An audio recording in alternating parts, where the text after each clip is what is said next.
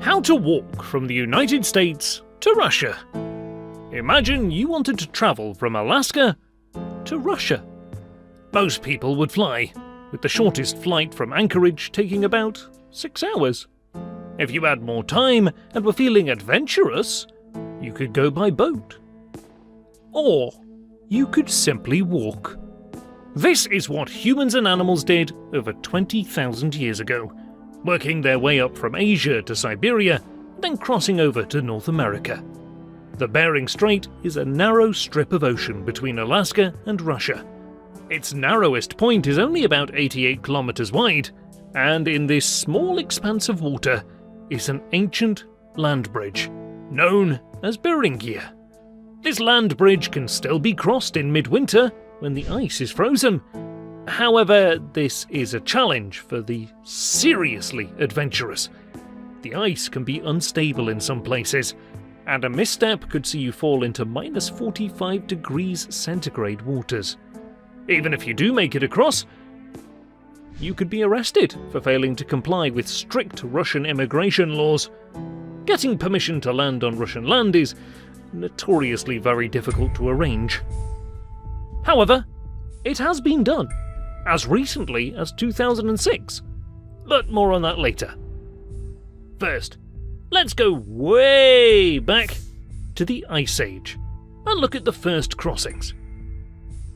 20,000 years ago, much of the water of the Bering Strait was locked up in huge glaciers. This meant that the Beringia landform was exposed. It was home to a wide variety of plants and animals, such as the woolly mammoth, bison, moose, and the Beringian lion. Much of this flora and fauna was to find its way to Alaskan soil and spread from there. Hunters from East Asia found their way up to the Bering Strait via Siberia and were able to cross from Russia to what is now the United States. Initially, there was no reason to go as far as America. These groups of people were content to settle in Beringia and live off the ample plant and animal life there. Beringia was unique in that it was relatively fertile compared to other parts of North America, which were covered in ice. It was too dry for glaciers to form. Instead, it transformed into a grass plain. There were plenty of herbs and plants to eat, which attracted horses, bison, and mammoth. Naturally, this also brought their predators, such as lions, bears, and from East Asia, humans. Beringia was an ideal place to call home. There were ample food sources, and wood from shrubs was used to not only cook, but to help survive during the severe Arctic winters. Animal skins were used for added protection, and food storage was adapted for seasonal shortages. It is thought that people inhabited this region for thousands of years. Over time, the East Asian hunter-gatherers started to venture east, and ended up on the American mainland. These first inhabitants are generally known as Paleo-Indians. DNA evidence strongly points to a link between Native Americans and migrating groups from East Asia. Once the Paleo-Indians were settled in Alaska about 15,000 years ago, they naturally began to roam the vast landmass of North America, eventually going as far as South America.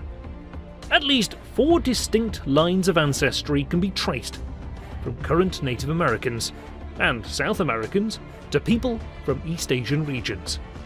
The flow of people and animals came to a halt about 11,000 years ago, when the glaciers melted, sea levels rose, and the land bridge was submerged. This was the original connection between the Russian and American mainlands. Let's now jump forward to the 19th century, when the two countries again came together over Alaska. Alaska was originally Russia's most eastern territory. It was sparsely settled though, due to its tough terrain and considerable distance from the capital, St. Petersburg. The Crimean War with Britain left Russia in an uneasy position with Alaska. It was vulnerable to be annexed by Britain, and in a bid to keep the Siberian region secure, Russia offered Alaska to America for sale. After several years of negotiating, the United States agreed to the sale and bought Alaska in 1867 for $7 million. The indigenous people from both regions shared similar ancestry and cultural backgrounds. Many people living on the Russian side had relatives in America, and vice versa. As a result, travel across the Bering Strait became commonplace. This was temporarily halted in 1948 by J. Edgar Hoover, citing security concerns. However, after the Cold War ended, travel restrictions were lifted. In 1989, the United States and Russia signed an agreement allowing native residents from Russian Chukchi and American Alaska to travel freely without visas. The short 2-hour flight became a crucial connection for the people hoping to visit family on either side. In 1994, 355 people crossed the Bering Strait. However, over time, more strict regulations have been applied, making it difficult for people to travel freely between the two regions. For example, in order to travel from Alaska to Chukchi, you would need a documented invitation from the person you hope to visit. Your application would then be reviewed by Russian immigration officials, and only then might you be granted permission. Some people didn't bother with permission before crossing. In 2006, Karl Bushby and Dmitry Kiefer walked across the Bering Strait ice floes from Alaska to Russia. They were promptly arrested by Russian custom guards. Bushby was an ex-British paratrooper, and Kiefer was an American marathon hiker with experience in Arctic conditions. Both men were certainly physically qualified for the bold trek, but Russian officials were alarmed when they searched the pair. Bushby was carrying a handgun and GPS tracking device, both of which are illegal in Russia. He bought both legally in Alaska. However, these items, coupled with video cameras and satellite phones, alerted the Russian customs to possible suspicious activity. On top of that, neither of the men had the required paperwork to enable formal entry into Russia. Prior to their journey, Bushby and Kiefer were supposed to have notified Russian immigration of their intentions and to have the necessary permission. Crossing directly over the Bering Strait meant that they had not entered via an official border office. It took the men 15 days to cover the 90-kilometre stretch of ice. Only the brave or insane would attempt such a crossing. Bushby and Kiefer dragged 92-kilogram packs of supplies, occasionally having to dog paddle from ice floe to ice floe, and were constantly on the lookout for a lethal polar bear attack.